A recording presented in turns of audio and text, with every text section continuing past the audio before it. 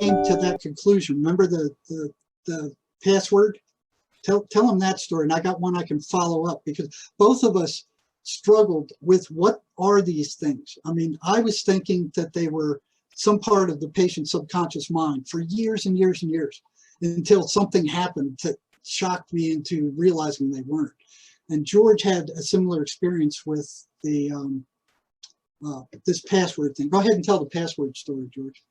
Sure. I think this was the most profoundly significant thing that made me really firmly believe that the voices are dystonic or outside my sense of self. I was beginning to hear, let me back it up and just give you a quick frame of reference.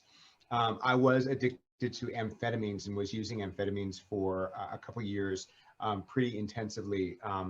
What would happen was toward the end is I would begin to use, I would hear the voices, I would stop using, and for about 3-4 days, I would continue to hear the voices, and then they would go away, just as Jerry had described. So it was, the voices were in conjunction with the use of the drugs. At one point, it got to a point where I had over many years, I had tried to stop and had tried to decrease the severity and decrease the use of what I was doing. And at one point, the voices I used, the voices came around, and after 3 or 4 days, they didn't go away. And they have been constant in my life, even after many years of being sober. So it's interesting because something happened, something shifted there. And I think that is significant to note, is that because of this substance, something changed. The voices have not gone away, and here I am now. My investigation about what the voices are has been fascinating, simply partly because of my background, because of being a mental health professional and working in the field and knowing about diagnosis and working with people who were schizophrenic before, and understanding how it plays out in a way where I did not have that experience. And so how did I deal with people? Now that I have this experience, it's very different. How I discovered, or how I came to the belief that they were outside of myself and not just something produced internally. When I began hearing the voices, I was hearing things that were not being heard by other people, and it begins to, the natural occurrence is that it kicks up paranoia. Well, what is that? There's something going on around me. I'm paranoid. Where is it coming from? And so paranoid schizophrenia is one of the most popular diagnoses out there. And it's simply because of the question, what is this? Where is it coming from? And who is watching me? You know, who knows what's going on in my head? Well, I began to hear these voices, and I would respond verbally to what I was hearing. And then after a period of time, after they continued, I would stop responding verbally and just think the response, and the voices would respond to me. So I was like, oh, okay, so this is internal. This is more than just, you know, maybe a electrical bug implanted in my apartment. This is something that is internal. I can think a thought, and the voices will respond appropriately to that. All right, so we're dealing with something that's pretty, you know, intensely internal. Well, I was paranoid. I was worried about, you know, how this came about, who was watching me, what was going on at the time. And there were things that on my computer that would coincide with what the voices were saying, which was odd for me at the time. Small things, you know, little things here and there. However, I thought to myself, as one might, oh, so maybe they have access to my computer. I'm going to change the password to the whole Wi-Fi system. I was living at a friend's house at the time, and I had another friend come over to change the Wi-Fi password. Now, I want to make it clear, I did not want to know what the password was, because if I knew, the voices would know what the password was.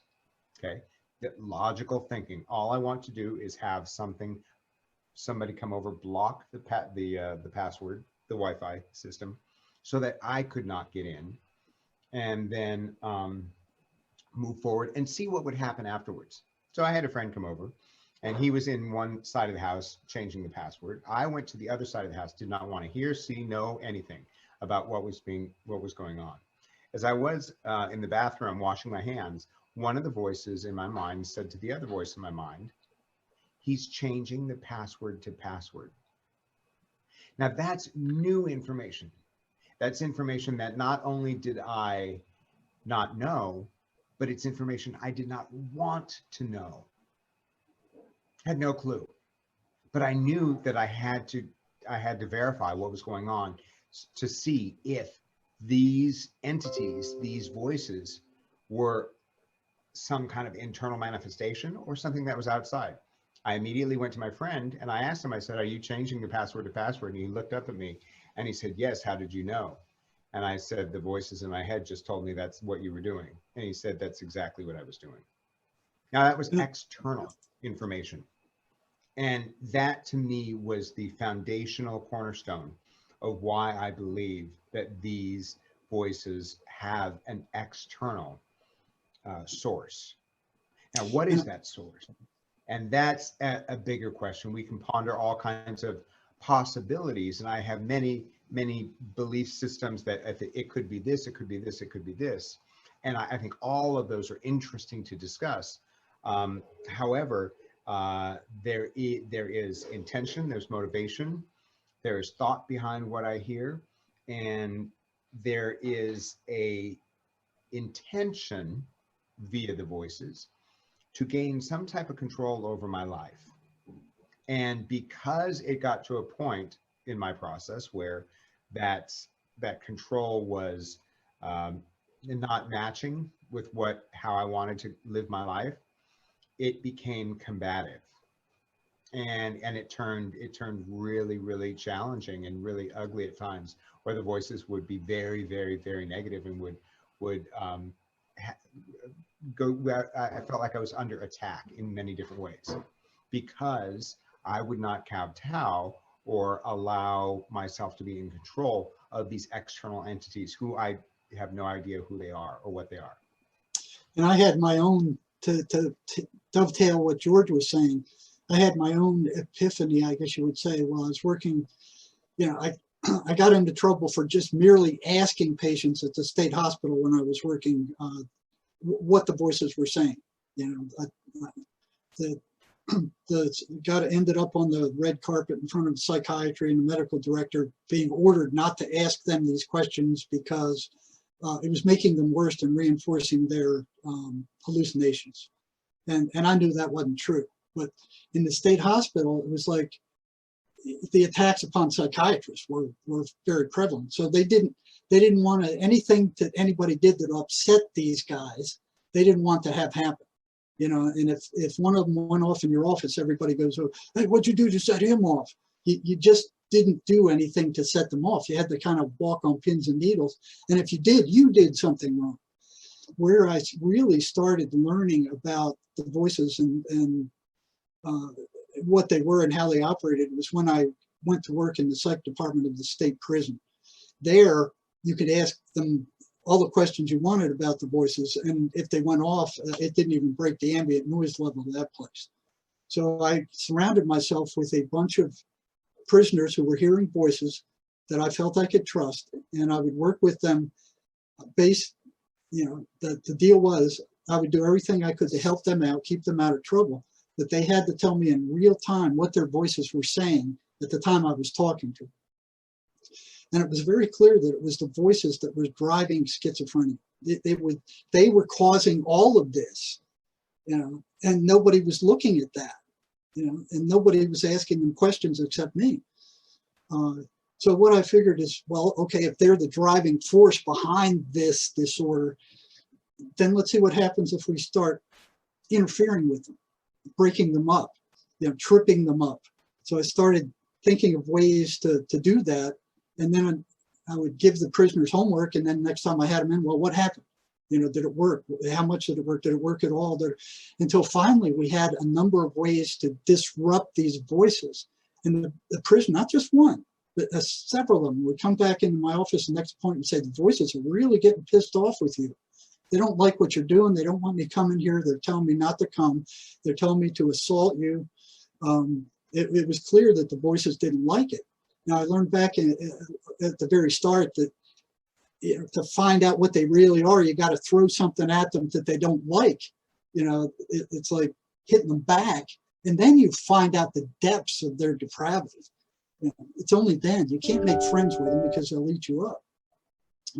So I had prisoners come in and say, I remember one comes in after he left, he stopped at the door and he said, "You know what you're doing is dangerous, don't you?"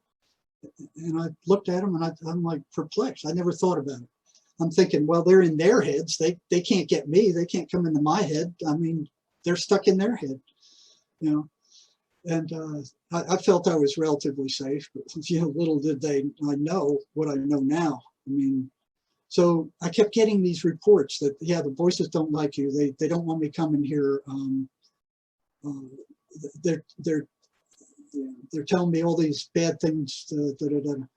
And I just kept going and finding more and more ways to disrupt them until one day, one of the prisoners I've been working with for like 6 months comes and knocks on my door without an appointment, and let him in. I said, well, what's up, man? And he goes, the voices want to talk to you.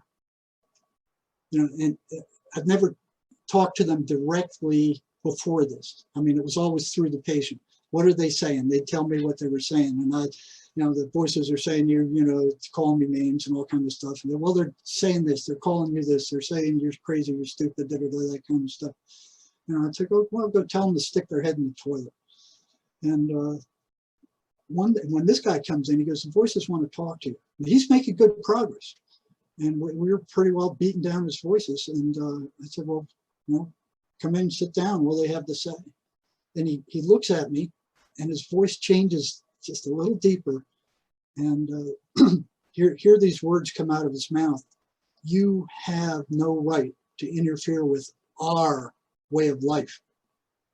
You know, and I'm like, our way of life, plural. You know, that's not the patient talking. You know? And then the prisoner said, that wasn't me, that was them. That was them talking. And something like, I said, well, yeah, something will tell them this. And he said something like, well, I don't have to tell them anything. They can hear everything you're saying. They can see everything you're doing. So they actually were using the patient's eyes and ears and senses to communicate. It's like, you know, what Carlos Castaneda said, that the voices or these entities give you their mind. So it's a split mind. And that's where probably the only thing that psychiatry's got right is that it is a split mind. It's the person's mind. I think it's interesting, Jerry, that some people call it schizophrenia and that they deal with it in a schizophrenic paradigm, mental paradigm. And other people call it channeling. I'm channeling this entity, and they channel and speak, that entity speaks through them, and it's taken in a different way. That paradigm shift is different because of because of what comes through. And I think it's interesting to note, you know, the relationship that one has with these entities and why that relationship is why it is, you know. And with your work in the prison system, and having these entities invade somebody's sanctity of mind, it might be one way and one type of relationship, whereas with other people who deal with channeling and who deal with connections with higher powers in different ways, they have very different relationships, and they have very different conversations and very different ways of dealing with these beings. And I think the important thing to note here, bottom line out of this program, is that the people who hear voices, it's real in our society, and there is something in terms of the unseen world that we are living with that we have no clue about. And the US healthcare system deals with it in one very biomedical perspective. And we have to step back from that biomedical perspective, and we have to say, no, let's figure out what's happening in your head. What is the relationship that's going on in your head, and how are you dealing with it? How are you contending with it? Why are you dealing with it? One of the things many times over the couple of years that I've been hearing voices now. What I've gone through are these life lessons. Voices have taught me life lessons. And it's been really interesting to go through these growing stages of hearing something outside of what I wouldn't necessarily be thinking about, wouldn't be focusing on, and how it changed me as a person. And I feel that in many ways, this process of working with these voices has helped me understand myself better in many ways. And in many ways, it has been terribly challenging, to contend with a certain loss of peace. And so my process throughout all of this was, how do I perceive these entities? How, what do I feel like they are, and what are they doing to me, and how am I working through that? And as somebody with a very positive perspective in life, one of the things I think that has saved me over the course of time of hearing these voices is figuring out ways of coping with, of dealing with the relationship of these voices, setting boundaries, setting limits, and having conversations at times that were productive. There are I think the majority of situations at this point are about trying to draw me down and to drag my energetic level down. George, would you say this is a spiritual phenomenon? It's absolutely, yeah.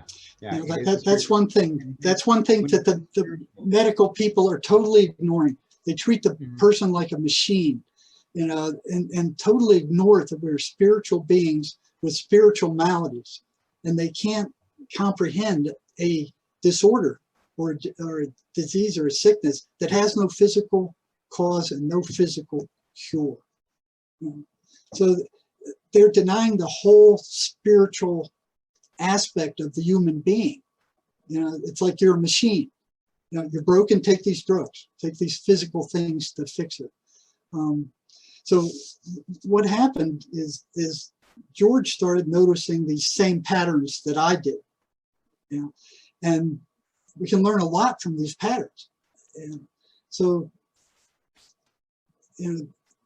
George, go ahead and go into the patterns. You were talking about the battle for control, that they were constantly trying to get more and more control over you, and trying to constantly maneuver for your attention. It was an interesting process. Initially, when I began hearing these voices constantly, there was an inquisition that happened. There was a getting to know me, and it was a very amiable relationship. And in retrospect, I look back into it and I say, well, it had to have been amiable, because how else would I allow myself to open up fully and to get to know who I am? And so I look back at the voices being amiable at that time as strategic, because it got to a point, after a certain amount of time of getting to know me, it got to a point where they wanted control. And they would set dictates. You have to do this, you have to do this, you have to do this. And I would say, no, that's not what I want to do. They wanted me to be vegan. And I was like, I tried it for a little while, and I'm like, no, that's not who I am. And they say, you have to be vegan, as a dictate. And when they put the dictate down, I immediately went, okay, this is not right. This is not good. Why would something that was loving and of God and of a kind of a higher power put a dictate down like you have to be vegan? And when I would go against it, they would attack me in various different ways. And I said, this is not right, and it's not loving. And so I ended up going against it, and there was conflict, and there was ways of dealing with this negativity. But the intention was to, after the initial kind of amiable period of relationship, it became one of control. And this is common. It is a battle of control. And what I have to say, what I want to put out there, is that for people who hear voices, there is a certain intrusion into our life of a peace of, you know, I don't have that quietude of mind that people who don't hear voices have all the time. So you're dealing with the upsets, the generation of negative emotional energy throughout all these patterns. Every single pattern is aimed at the generation of negative emotional energy, which then gets sucked off. There are ways that the voices can pull at you and can drain you emotionally if you don't go with what they're saying. And I think that's that thin line around your relationship with the voices and how do you contend with it. But as soon as it turns negative, these patterns play out, and these patterns of manipulation of how they try to drag you down into negativity and really eat away at who you are as a person. And the one thing I want to get across, James and Jerry, that I think is one of the most important things is that these voices build up an internal belief system. They build it up in you, and you have to understand that you don't need to believe what the voices say, because it could be completely, it could be a lie. And also, you don't have to listen to the voices. What I've learned to do is I learned to overtalk the voices so that the meaning at which they want to project into my reality is not heard, because I'm overtalking them. And when I overtalk them, that intention doesn't get through, and therefore the intention, the directive of the voices doesn't affect my life. And I think holding on to my sense of self has been one of the best things I've been able to do to kind of move forward in life and cope with what I'm contending with, because they try to draw you into different ways of being, different ways of perceiving life through what you're hearing in your mind. And so they will bend your perception. They'll warp your perception. It can be extremely detrimental, and they do it using very specific patterns, and that's the patterns that Jerry and I. So yeah, and moving through these patterns, I mean, we've gone almost an hour now. We only hit the first one.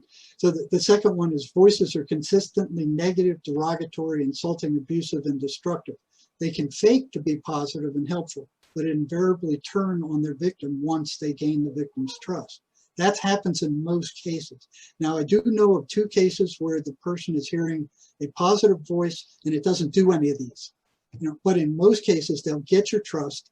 They'll reel you in. Once you trust them, they say, oh, hey, we got supernatural powers. We know these things. We can help you here. And they kind of get your trust, and then they slowly turn on you. Did you experience that, George? Oh, absolutely. As I said before, in the beginning of the relationship was amiable, and then it got to a point where things would turn, and that's consistent with my experience. It was like, if you buy into what you're hearing and what you're experiencing, which is what the voices want, you begin to become under their control, because they are dictating what your reality is around you. They'll say, oh, don't listen to that person, they don't like you. Listen to that person. That, you know, they're influencing you.